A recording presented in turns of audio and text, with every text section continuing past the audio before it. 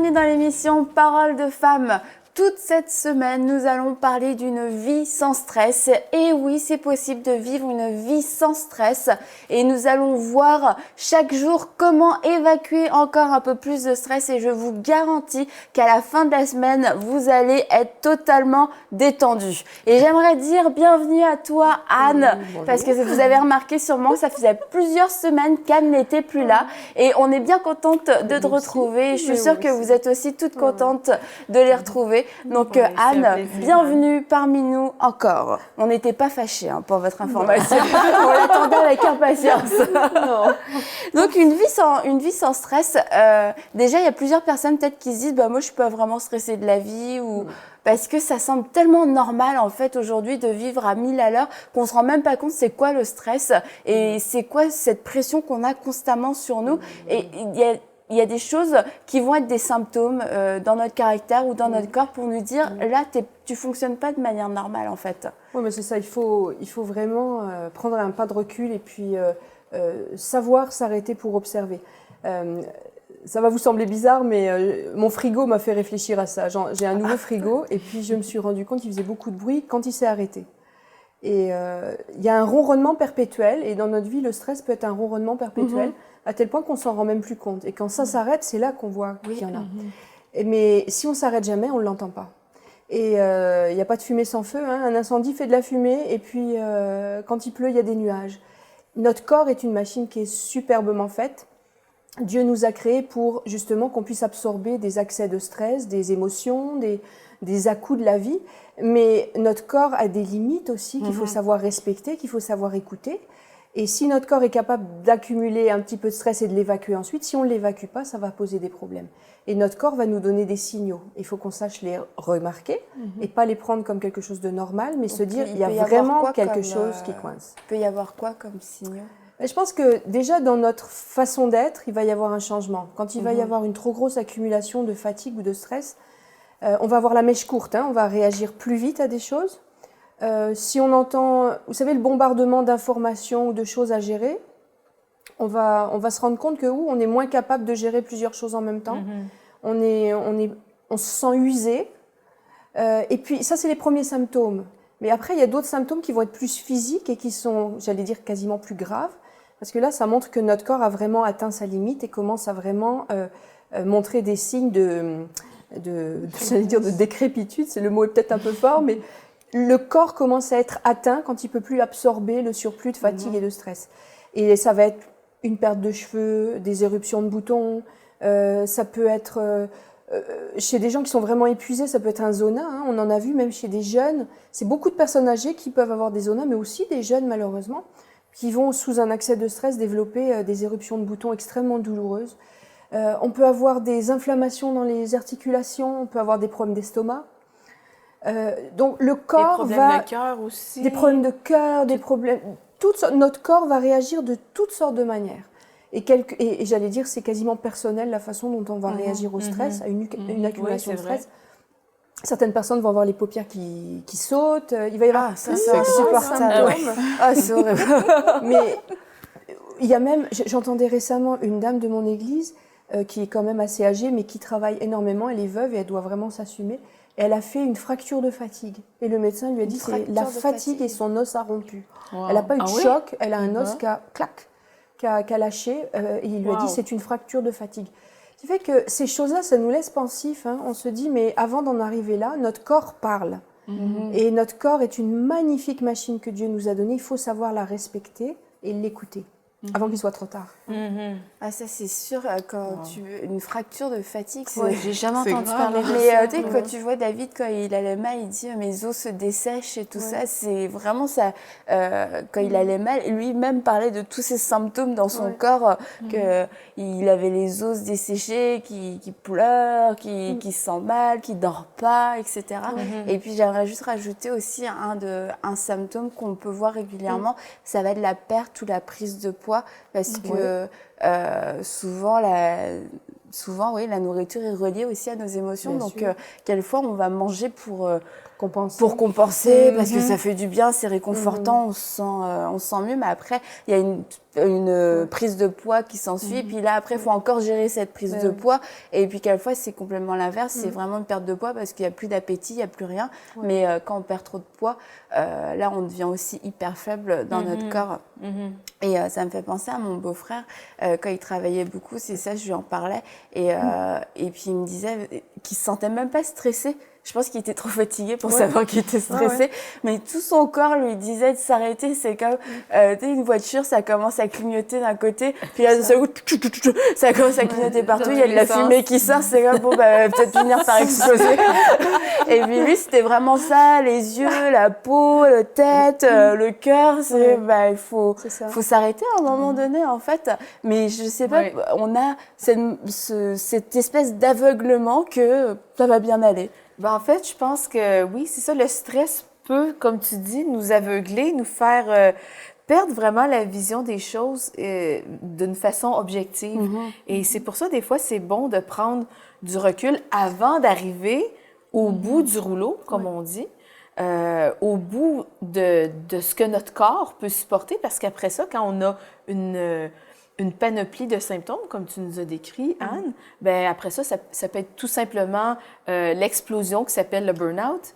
Et notre corps va juste décider de réagir de cette façon-là. Il fait un arrêt total. C'est comme une voiture qui tombe en panne. Eh bien, notre corps peut juste simplement tomber en panne. Et je peux en parler d'expérience que j'ai vraiment frôlé le burn-out à l'âge de 20 ans quand j'étais... C'est jeune, ça. Oui, oui. J'étais aux études et on sait que les études, ceux qui sont aux études qui nous écoutent, peuvent savoir que c'est une source très, très grande de stress. Et j'étais vraiment en dernière session, en dernière année du cours que je prenais, la formation que je prenais, et je faisais des stages dans un milieu qui me causait beaucoup de stress. Et j'avais des remises de travaux aussi. C'était des très gros travaux. Et à un moment donné, j'ai réalisé, moi, le stress, je faisais juste pleurer. Je pleurais. On me disait, ferme la porte du frigidaire, du frigo, et je pleurais. Puis là, je me suis levée à un moment donné, j'ai dit, ouais, OK, je pense qu'il y a quelque chose de pas normal. Et je suis allée voir le docteur du campus, et puis elle m'a dit, je pense, Mathilde, t'as juste besoin du repos. Et à l'instant... Mais est-ce que tu t'en rendais compte à ce moment-là que c'était ça l'appel de ton corps, de tes émotions, que c'était du repos dont tu avais besoin? C'est parce que... Ou alors, tu étais tellement dans ton J'essayais, idée, je pense, faut que je termine, oui. faut que je fasse mon travail, faut que je rende mes travaux. C'est comme il n'y avait même pas d'option dans ta tête. Exactement. J'étais dans une forme de déni et puis je me disais que tout était pour être correct, puis c'était juste impossible de m'arrêter et que je devais aller à fond parce que ça finissait bientôt. La session et ma formation finissaient. J'étais pour être diplômée. Ça fait que pour moi, s'il n'y avait pas d'option j'y allais un peu à l'aveuglette, tu vois. Et... quand on m'a dit de prendre du repos, au début, j'ai raisonné, puis je me disais, je peux pas faire ça, j'arriverai pas à temps, j'ai plein de travaux à remettre. Et en fait, j'en pouvais juste plus, j'étais incapable, je prenais un crayon, je me mettais à pleurer.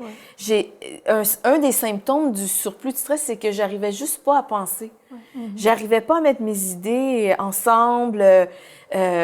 J'arrivais pas à rassembler des informations pour écrire un texte. J'arrivais juste pas à fonctionner. C'était complètement inefficace. J'étais inefficace, mais totalement. Ça me donnait rien de rester là. Donc, j'étudiais à 1 heure de la maison du foyer parental. Donc, j'ai appelé ma mère. Elle est venue me chercher à l'instant. Et ce que j'ai fait, j'ai passé 5 jours à la maison à ne rien faire. Juste dormir et relaxer. Et à juste être réconfortée par le fait de ne rien faire. Puis j'ai volontairement déconnecté de ce stress, de mes obligations.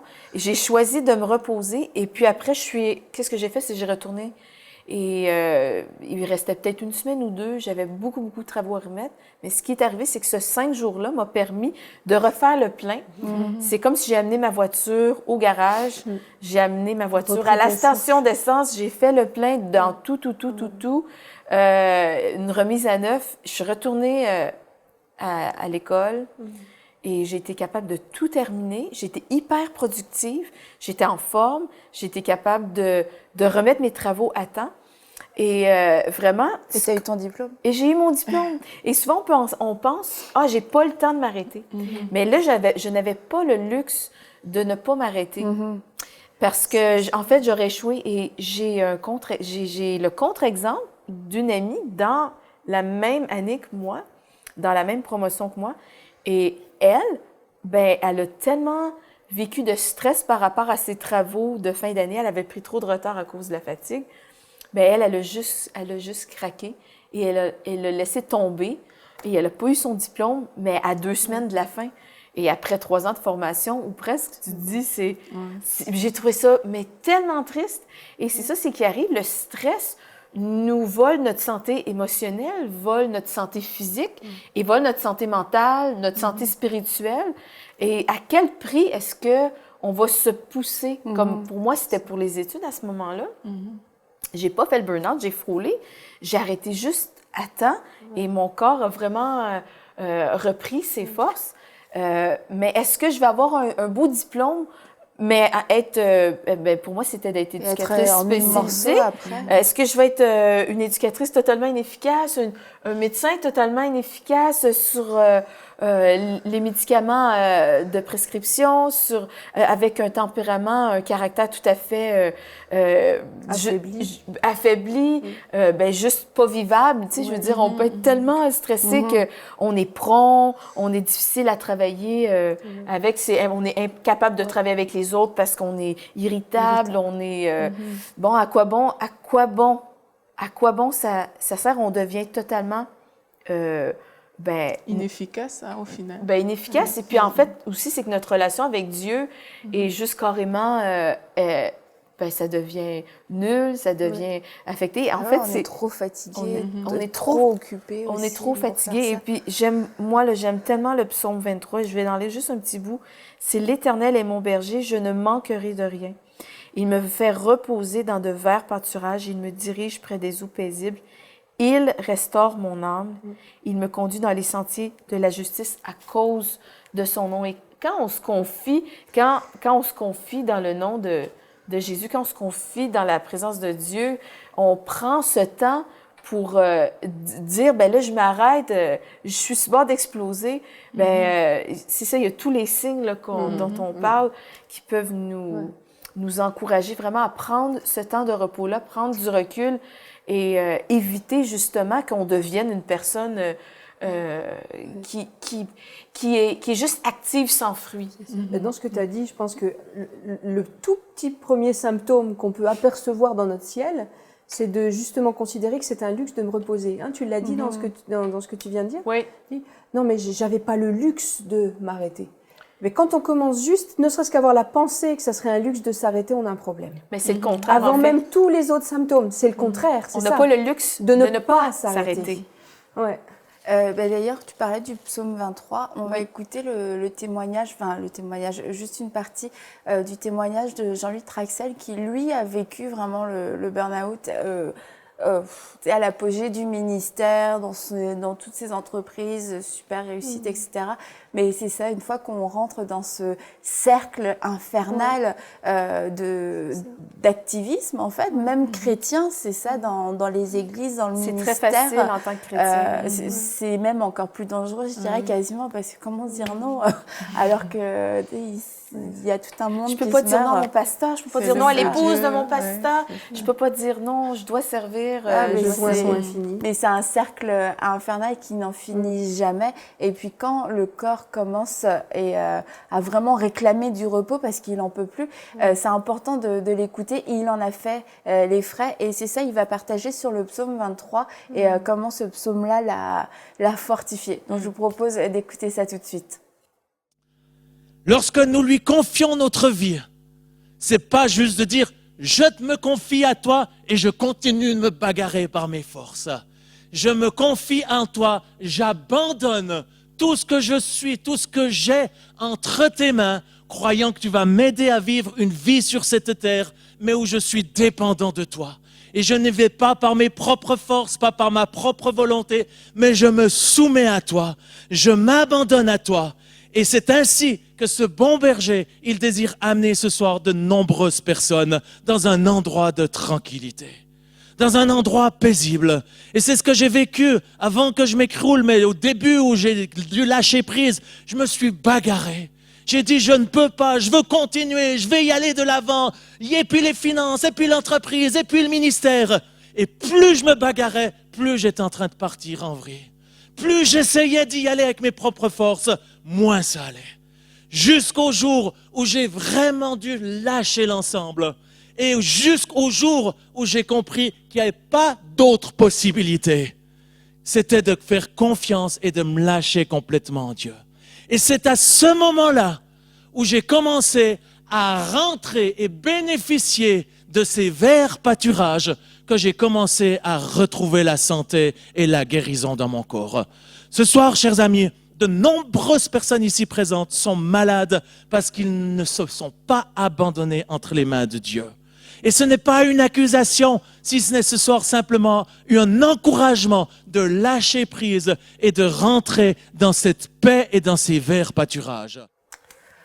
Voilà, se reposer dans les verts pâturages, c'est ce à quoi nous sommes appelés. Mais pour aller vers ces verts pâturages, il faut accepter aussi de changer notre façon de faire et notre façon de vivre. Effectivement, Annabelle, il faut vraiment accepter déjà, dans un premier temps, de reconnaître qu'on est dans une situation de stress. Parce que, comme on a vu tout à l'heure, il y a des symptômes qui arrivent, mais parfois on choisit de ne pas les considérer. Mais là, il faut vraiment se dire, oui, je vois les symptômes, je les vois arriver et je veux changer. Je veux sortir de cette situation. Et cela passe, j'ai beaucoup aimé la façon dont il a abordé le psaume 23 dans la vidéo. Ça passe vraiment par un lâcher-prise, ça passe vraiment par une repentance, une transformation de notre façon de penser qui fait en sorte que tout ce qu'on pense avoir, toutes ces choses derrière lesquelles on court finalement tous les jours, on puisse les laisser à Dieu et de se dire, Seigneur, c'est à toi que je remets toutes ces choses, c'est à toi que je remets mes journées. C'est surtout nous les femmes, parce que parfois on a trop plein d'activités. Il y a des femmes qui ont un foyer à gérer, des études et plusieurs choses. Et c'est bien vraiment pour ne pas tomber dans le burn-out, de remettre toutes ces choses au Seigneur. Alors, moi j'ai vraiment aimé quand il a parlé de Dieu me fait reposer dans des verts pâturages. Dieu désire vraiment que nous nous reposions en lui, qu'on trouve... qu'on puisse toutes nos sources en lui en fait. C'est pas à nous qu'on doit s'accrocher, c'est pas dans nos activités. Parfois on pense ça parce que on se dit mais si je fais pas, qui va le faire? Si je fais pas, la chose ne va pas, ne sera pas bien faite. Mais en fait, on est trop accroché à nous, à notre propre force. Et pourtant, c'est Dieu qui doit, c'est en Dieu qu'on doit puiser notre force. La Bible nous dit venez à moi, vous tous qui êtes fatigués et chargés, je vous donnerai du repos, mon joug, il est léger. C'est vraiment ce joug qu'on doit choisir de porter parce que quand ça devient trop compliqué, quand ça devient trop dur, quand les symptômes du stress commencent à se manifester, ça veut dire qu'il y a un joug pesant qui est sur nous en fait. Mais ça, c'est très bien que tu mentionnes, c'est un signe compliqué, pesant. Ça veut dire qu'il faut s'arrêter. Là. Il faut s'arrêter et accepter de prendre le joug de Jésus. Et quand on dit s'arrêter, parce que je pense que quand on parle de s'arrêter, ça fait peur aux gens. C'est comme faut faire une pause, prendre une année sabbatique, mais en fait s'arrêter, juste pour que ce soit clair, ça peut être s'arrêter dans la journée, s'arrêter un petit peu dans la journée, s'arrêter un petit peu dans la semaine. C'est pas obligé d'être une année sabbatique parce que à penser comme ça, c'est pour ça qu'on repousse toujours le moment où on va s'arrêter parce que ça semble être tellement gros, tellement immense que ça va tout défaire nos plans. Et en fait, quand on parle de s'arrêter, c'est des petites pauses pour justement éviter la grosse pause quand on n'en peut plus et là on est complètement inefficace. Se permettre le thé l'après-midi ou le petit café. Oui, voilà, c'est ça, on n'est pas obligé. On va en parler au cours de la semaine, comment... Qu'est-ce qu'on peut faire, vraiment ce qu'on peut faire pour s'arrêter. Mais juste pour préciser qu'on ne parle pas là d'une année sabbatique. Excuse-moi, je veux juste revenir sur un mot, parce que là, tu as commencé à aborder la restauration. Et c'est vrai que Dieu veut qu'on lâche prise pour qu'il nous restaure et nous emmène dans les verts pâturages. Mais juste avant, tu as dit quelque chose qui est fondamental, je pense, dans notre émission d'aujourd'hui. C'est que tu as dit il faut qu'il se repente.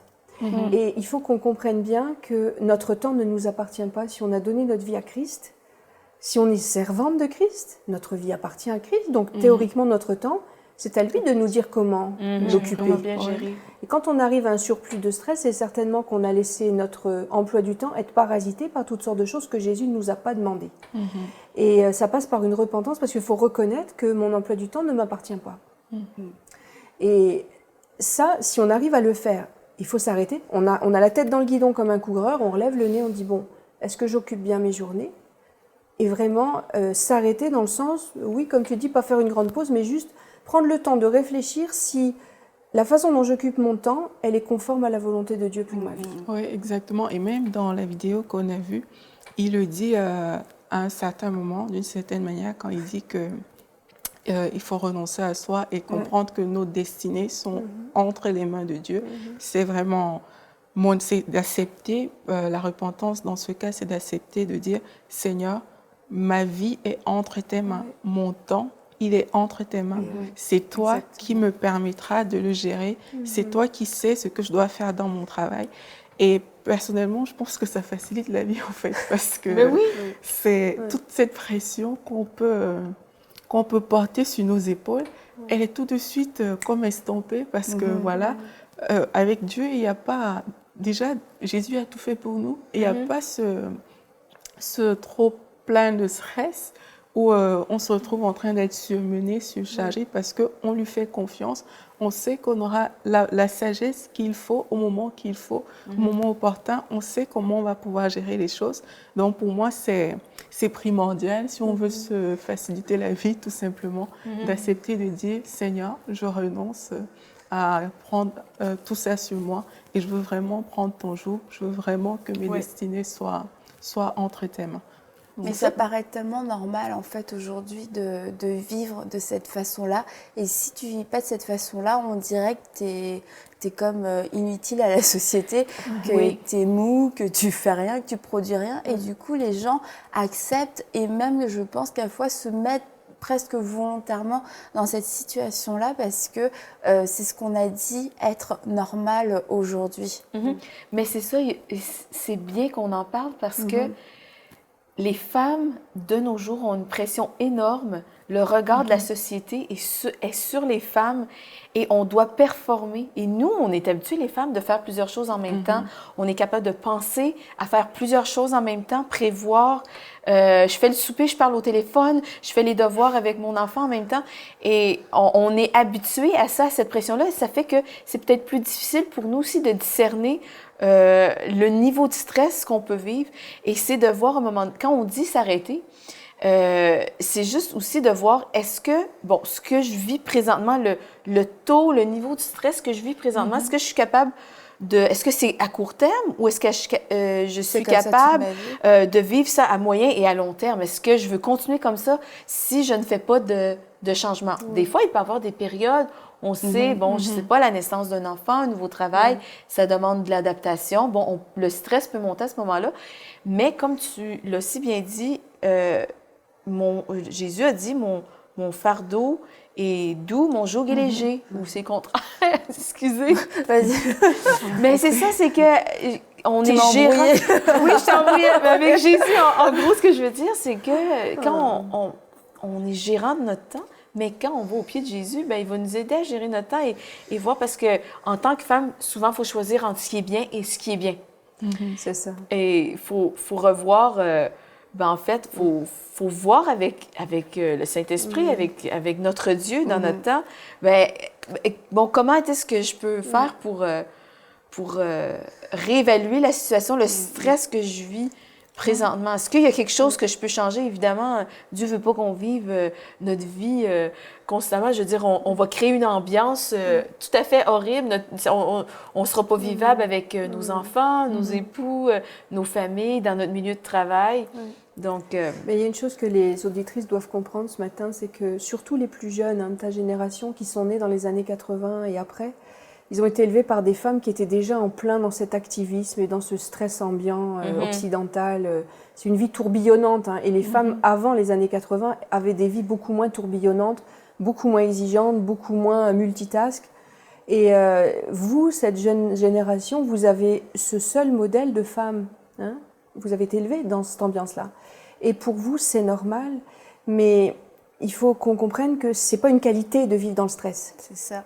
C'est pas une qualité, c'est une anomalie.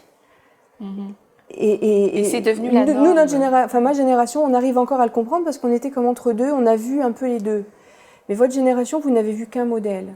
Et c'est le modèle qu'on vous dit être bien. Il faut que les jeunes chrétiennes comprennent que ce modèle-là est une anomalie. C'est une normalité peut-être, mais c'est une normalité qui n'est pas normale. Et c'est venu avec tout le mouvement de la femme émancipée et tout. Et puis tout est fait pour aussi, dans la société, tout est fait pour qu'on soit occupé à différents postes, à différents moments et à différents endroits. Et ça facilite pas forcément le travail des femmes, surtout dans ce domaine-là. Alors on prie vraiment pour vous, pour que vous ayez une révélation, que vos yeux s'ouvrent réellement sur l'état de votre vie, là où vous en êtes, que vous réalisiez que cet état de vie, cet état de pression constant, permanent, que soit léger, parce que même léger à long terme, ça aura des conséquences, mais que vous puissiez réaliser que ce n'est pas normal, que ce n'est pas la qualité de vie que Dieu a pour vous, et qu'en plus ce sont des choses, et c'est un état d'esprit, un état d'âme, un état de corps qui vient vous voler la joie, qui vient vous voler de la paix et plus que tout, qui vient vous éloigner vraiment de Dieu et de ce qu'il a prévu pour vous. Et le monde, c'est une pensée du monde qui est là et qui rentre de plus en plus dans nos vies et aussi dans nos églises. Mais c'est vraiment une pensée du monde qui est là juste pour nous éloigner de ce qui est primordial, de ce qui est essentiel, de ce qui est vital. Et demain, on va parler de comment gérer nos priorités et quelle est notre réelle priorité. Mais j'aimerais juste terminer cette émission en vous invitant, si vous n'avez encore jamais rencontré ce bon berger qui vous conduit dans les verts pâturages, à l'inviter dans votre cœur. On l'a cité ce verset-là, venez à moi, vous qui êtes fatigués et chargés. Peut-être que vous êtes fatigués et chargés, pas seulement du stress, vous êtes fatigués et chargés parce que votre vie n'a aucun but, votre vie ne va nulle part, vous n'avez aucune vision et vous n'avez aucune paix par rapport à votre éternité. Et la Bible nous dit, Jésus vous dit, venez à moi, vous qui êtes fatigués et chargés, car mon joug est léger, mon joug est doux, et que vous n'êtes plus appelés à vivre une vie d'esclave, une vie de servitude, une vie où vous allez là où vous ne voulez pas aller, une vie où vous faites ce que vous ne voulez pas faire. Aujourd'hui, Jésus vous appelle et vous dit, venez à moi, et je vous donnerai du repos. Je donnerai du repos à votre âme, et plus que ça, Jésus vous donne aussi la vie éternelle. Alors, si vous voulez faire cette rencontre aujourd'hui, vous pouvez juste faire cette prière et lui dire, Jésus, je t'accepte dans mon cœur. Je crois que tu es mort pour moi à la croix, que tu as pris mes péchés, que je suis lavé, purifié de toutes mes fautes par ton sang. Je crois que tu es le Fils de Dieu et je viens à toi et je reçois ton repos, je reçois ta paix, je reçois ta joie. Et si vous avez fait cette prière sincèrement de tout votre cœur, je vous invite à nous contacter pour qu'on puisse vous aider, pour qu'on puisse aussi vous encourager. Donc contactez-nous à l'adresse qui va s'afficher à la fin de cette émission et on se retrouve demain pour une prochaine émission de Paroles de Femmes. Envoyez-nous votre témoignage à paroledefemme@enseigne-moi.com.